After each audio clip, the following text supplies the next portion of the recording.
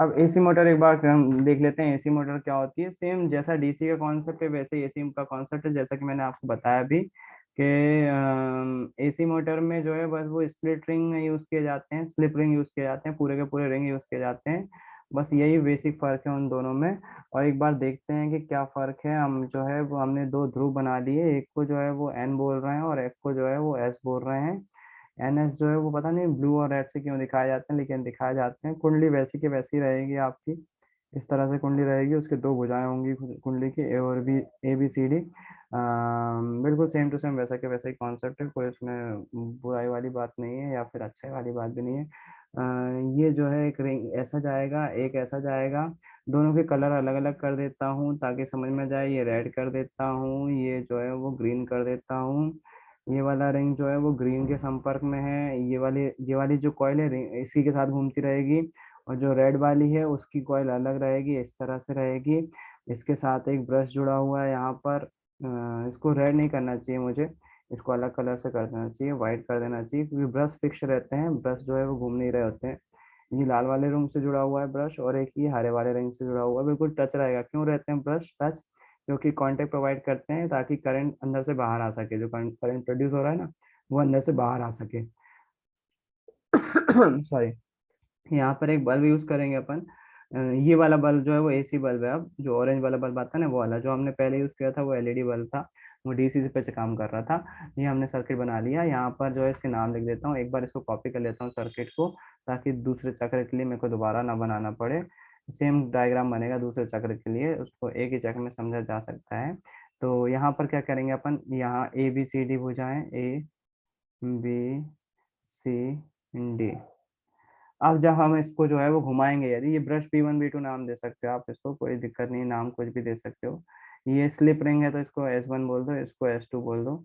ये अब फिक्स रहेंगी। अब इनका सिरा जो है फिक्स है, इसी के अंदर घूम रहा होगा, इसका भी सेम टू सेम। तो यहाँ पर जो है वो हम जब इसको घुमाएंगे क्लॉकवाइज, एक धुरी बना देते हैं, जिस धुरी पर जो हम इसको क्लॉकवाइज घुमा रहे होंगे, तो फिर से वही बात, जब घुमाएंगे तो इसकी डायरेक्शन कैसी होगी, करंट की डायरेक्शन इसकी इस साइड होगी, इसकी इस साइड होगी। मतलब बाहरी करंट कैसे जा रहा होगा, इधर से जा रहा होगा, इस साइड जा रहा होगा।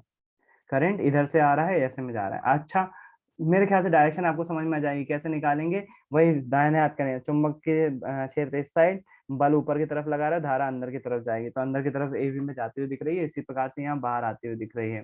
अच्छा, अगले डायरेक्शन, अगले चक्र में क्या होगा। अगले चक्र, पहला चक्र बिल्कुल ईजी है, करंट की डायरेक्शन B1 से B2 की तरफ जा रही है, क्रिया विधि अभी समझा रहा हूँ बोल के। CD अब इस साइड आ जाएगा, CD इस साइड आ जाएगा, ए बी जो है वो इस साइड आ जाएगा। लेकिन अब क्या होगा, ये जो है CD ऊपर की तरफ जा रहा होगा, तो CD में धारा जो है वो आप बल वो लगाओगे, CD ऊपर की तरफ जा रहा है ना, तो इसमें धारा की दिशा जो है पहले कहाँ थी, पहले CD में धारा की दिशा नीचे की तरफ थी। अब कहाँ है, अब ऊपर की तरफ हो जाएगी। अब ऊपर की तरफ हो जाएगी, AB में नीचे की तरफ हो जाएगी। AB में पहले कैसी थी, ऊपर की तरफ, अब कैसे हो गई, नीचे की तरफ आ गई। धारा धारा की डायरेक्शन देखना। अब जो है वो धारा की डायरेक्शन कैसी हो जाएगी, AB से जाएगी इधर से। अच्छा, एक बात ध्यान रखना, ये जो है रिंग जो है वो चेंज हो जाएंगे यहाँ पर। ये वाले रिंग ऐसे नहीं बनेंगे, अब थोड़ा सा चेंज करना पड़ेगा मुझे। बताता हूँ क्या चेंज करना पड़ेगा। AB इस साइड आ गया ना, AB का कलर चेंज नहीं किया ना मैंने। देखो यहाँ पर AB किस कलर में था, रेड कलर में था ना, AB का रेड कलर बनाता हूँ मैं। ये AB जो है वो रेड कलर में है, और बाद में है रेड कलर। रेड कलर की रिंग बाद में है ना, ये देखो S1 वाली, ये वाली रेड कलर वाली रिंग यहाँ पर है। हाँ, भैया ये घूमने पे करंट की डायरेक्शन चेंज क्यों हो जाती है? करंट की डायरेक्शन चेंज कैसे हो जाती है, वही तो समझा रहा हूँ, अभी देखते जाओ बस। AC में डायरेक्शन चेंज होती है, DC में नहीं होती है, क्योंकि स्प्लिट रिंग रहते हैं उसके कारण से नहीं हो पाती। AC में कैसे हो जा रही है वही समझाने की कोशिश कर रहा हूँ मैं। देखो, ये वाला चक्र तो समझ में आ गया कि यहाँ पर करंट की डायरेक्शन कैसी है, B2 से B1 की तरफ है, इधर से इस साइड जा रही है करंट की डायरेक्शन। क्यों, यहाँ पर AB में धारा ऐसी जा रही है, CD में, AB में ऊपर की तरफ जा रही है, CD में नीचे की तरफ जा रही है, बाहरी सर्किट में B2 से B1 की तरफ जा रही है। अगले चक्र में क्या हुआ, अगला चक्र में जो है AB इस साइड आ गया, CD इस साइड आ गया। अब डायरेक्शन चेंज हो गई, क्योंकि ये अब ऊपर की तरफ जा रहा होगा, ये ऊपर की तरफ जा रहा होगा, तो करंट इसमें कैसा जा रहा है, अंदर की तरफ। पहले कैसा जा रहा था, पहले इस साइड जा रहा था। करंट की डायरेक्शन चेंज कैसे हो गई, दाहिने हाथ का नियम लगाओ आप इस पर दाहिने हाथ का नियम लगाओ। चुंबकीय क्षेत्र ऐसा है, बल आप अभी ऊपर की तरफ ला रहे हैं, डायरेक्शन कैसे हो जाएगी, अंदर की तरफ हो जाएगी। तो दाहिने हाथ के नियम द्वारा हम बता सकते हैं, सीडी पर आप करंट कैसा जा रहा होगा, अंदर की साइड जा रहा होगा, पक्का है बिल्कुल। दाहिने हाथ का नियम बोल रहा है। ए बी पे कैसे जा रहा होगा, इस साइड जा रहा होगा, करंट की डायरेक्शन ऐसी होगी, है ना। अच्छा बाहरी सर्किट में देखना आप, यहाँ पर ब्रश चेंज नहीं हुए हैं, ये B2 ही है, ये B1 ही है, ये S1 ही है, और ये S2 ही है। पहले बाहर की सर्किट में करंट की डायरेक्शन कैसी थी, B2 से B1 की तरफ जा रही थी, B2 से B1 की तरफ जा रही थी। अब देखना करंट की डायरेक्शन, अब यहाँ ऐसी जा रही है, इधर से इस वाले सर्किट से ऐसे जा रही है। ये देखो, इस परिपथ को ध्यान से देखो, ये करंट यहाँ से आया होगा, ये गया होगा, इससे टच नहीं है, ये S2 से टच नहीं है, इससे टच है।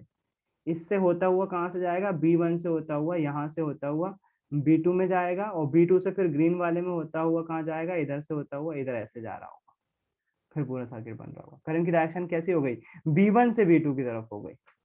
बाहरी सर्किट में करंट की डायरेक्शन B1 से B2 की तरफ हो गई, क्योंकि अंदर क्या हुआ, करंट की डायरेक्शन चेंज हो गई। अंदर करंट की डायरेक्शन चेंज हुई तो बाहर भी करंट की डायरेक्शन चेंज हो गई। तो पहले सर्किट में जहां करंट B2 से B1 की तरफ जा रहा था, अब सर्किट में करंट कैसा जा रहा है, B1 से B2 की तरफ जा रहा है। कब, जब जैसे ही रोटेशन चेंज हुआ, अगले रोटेशन में फिर से जो है ये B2 से B1 की तरफ आने लगेगा, फिर से B2 से B1 की तरफ आने लगेगा। बिल्कुल ईजी सी बात है ना।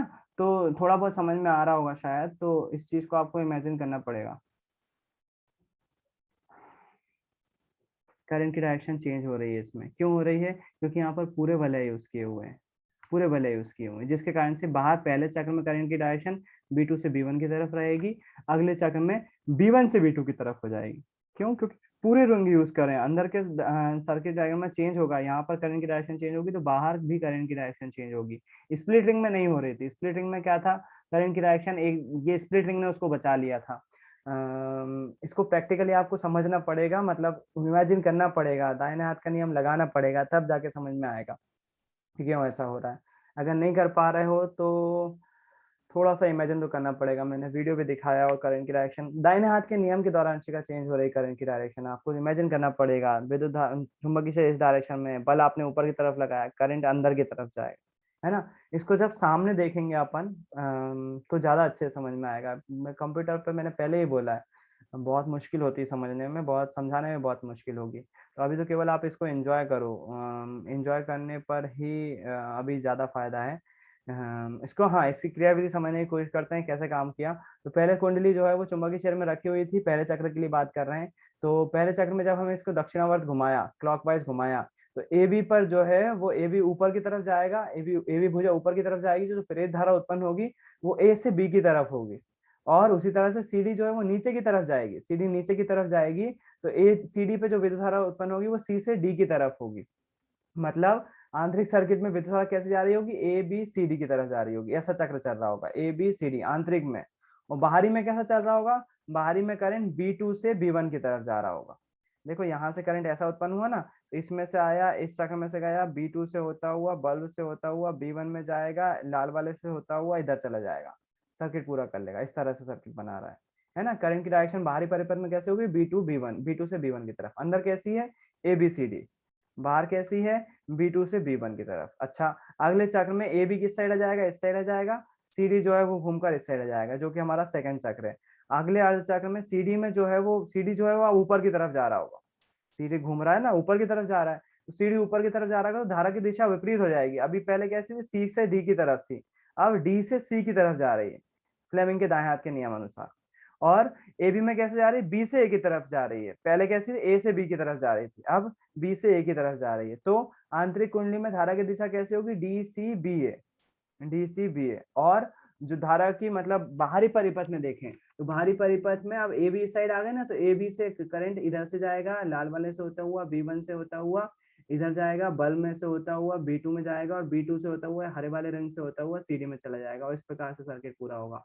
मतलब अंदर आंतरिक सर्किट में सर्किट डायरेक्शन कैसी होगी, DCBA, और बाहरी सर्किट में कैसी होगी, B1 से B2 की तरफ होगी। मतलब पहले कौन सी थी बाहरी सर्किट में विद्युत धारा की दिशा, B2 से B1, और अब कैसी है, B1 से B2। अर्थात हर आधे चक्र बाद विद्युत धारा की दिशा जो है वो उसमें परिवर्तन आ जाएगा, और हमें जो बाहर विद्युत धारा मिल रही होगी वो अल्टरनेटिव करंट होगी, प्रत्यावर्ती धारा होगी, प्रत्यावर्ती धारा होगी, है ना। तो ये क्या है, एसी जनरेटर की कार्यविधि, प्रत्यावर्ती धारा, हिंदी में बोलते हैं, इंग्लिश में बोलते हैं अल्टरनेटिव करंट। क्यों क्यों बोल रहे हैं प्रत्यावर्ती, क्योंकि हर चक्र बाद जो है इसकी डायरेक्शन चेंज हो रही है। एक बार फिर से कार्यविधि समझो, बिल्कुल सिंपल सी कार्यविधि, कोई भी ज्यादा कठिन नहीं है उसमें बात। थोड़ा सा ध्यान दोगे समझ में आ जाएगा। पहले अर्ध चक्र के लिए ए बी सी डी कुंडली को हम दक्षिणावर्त घुमाते हैं।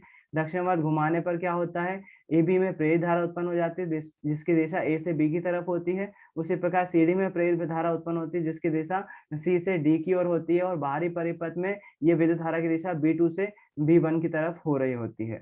इस संबंध में आप ये भी जोड़ सकते हो, S1 का संबंध B1 से रहता है, S2 का संबंध B2 से रहता है। क्योंकि इसमें संबंध चेंज नहीं होते हैं, इसलिए ये वाला पॉइंट आप छोड़ भी सकते हो। अगले अर्धचक्र में धारा की दिशा विपरीत हो जाती है, किसके अनुसार, फ्लेमिंग के दाएं हाथ के नियम अनुसार चेंज हो जाती है। अब धारा, आंतरिक धारा जो है, वो अंतर कुंडली में धारा जो है वो डी से सी की तरफ जा रही होती है भुजा में, और ए बी भुजा में बी से ए की तरफ जा रही होती है। अर्थात आंतरिक कुंडली में विद्युत धारा की दिशा डी सी बी ए हो जाती है। पहले अर्धचक्र में कैसी थी, A B C D, A B C D. अब आंतरिक कुंडली में विद्युत धारा की दिशा कैसी है, डी सी बी, बिल्कुल विपरीत हो गई आंतरिक कुंडली में विद्युत धारा। तो जिसके कारण से बाहरी परिपथ में, पहले बाहरी परिपथ में विद्युत धारा कैसी थी, B2 से B1 की तरफ थी।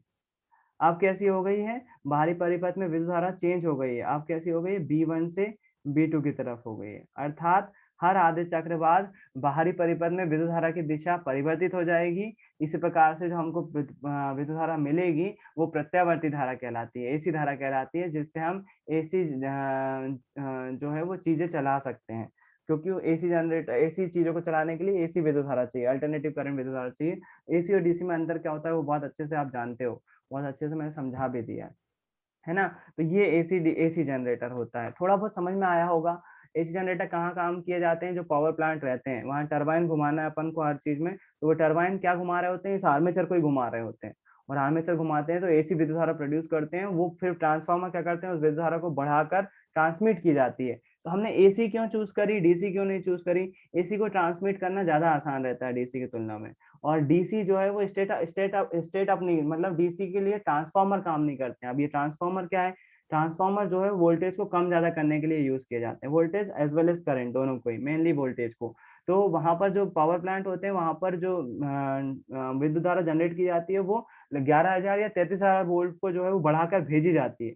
वहां जो जनरेट की जाती है वो कम की जाती है, ज्यादा 11 केवी की यूज की जाती है। फिर जब ट्रांसमिट करते हैं, क्योंकि यहाँ से देखो आप जो जैसे मान लो उदाहरण के लिए तवा बांध है, तवा बांध बहुत दूरी पर है, भोपाल बहुत दूरी पर है, वहां से विद्युत लाना है यहाँ तक, बहुत ज्यादा ज्यादा मात्रा में विद्युत चाहिए। तो ट्रांसफार्मर एक युक्ति होती है जो वोल्टेज को बढ़ा देते हैं, जो वोल्टेज वहां पर डेवलप कर रहे हैं, मान लीजिए 11 किलो वोल्ट का वोल्टेज वहां पर जनरेटर के द्वारा डेवलप किया जा रहा है। उस वोल्टेज को हमारे यहाँ पहुंचाने के लिए अगर वो 11 किलो वोल्ट भेजेंगे ना, हमारे यहाँ आते आते वो कम हो जाएगा, हमारे घर तक आते आते और कम हो जाएगा, क्योंकि लॉसेस बहुत ज्यादा होते हैं। तो विद्युत तार है ना, तार में विद्युत धारा प्रोवाइड करेंगे तो ऊष्मा के रूप में क्षय होगा ऊर्जा का, और उसी कारण से जो है हमको उसको स्टेप अप करना पड़ता है, इसलिए वहां पर युक्ति की जाती है यूज ट्रांसफार्मर। ट्रांसफार्मर के बारे में कभी और अच्छे से बात करेंगे कि ट्रांसफार्मर कैसे वोल्टेज अप कर पाता है, कैसे वोल्टेज डाउन कर पाता है, और क्यों ट्रांसफार्मर यूज किए जाते हैं। अभी के लिए मेरे ख्याल से इतना ही काफी था। इसके बारे में हम डिस्ट्रीब्यूशन की कभी बात करेंगे कि इलेक्ट्रिक डिस्ट्रीब्यूट कैसे होती है, कैसे ट्रांसफार्मर काम करता है, कैसे उसमें लॉस हो जाता है, उसके बारे में भी डिस्कस करेंगे कभी, है ना। हमारे घरों तक बिजली कैसे आती है उस पर भी बात करेंगे। लेकिन अभी के लिए आपका इतने ही रखते हैं। लगभग लगभग चैप्टर समाप्ति की ओर है, लास्ट पोर्शन बचा हुआ है जो कि कल कंप्लीट करके अपन इसके क्वेश्चन आंसर करेंगे। आज के लिए इतना ही रखते हैं। आई होप आप लोगों ने कुछ सीखा होगा, कुछ नया सीखा होगा। किसी को कुछ पूछना है तो पूछ सकता है।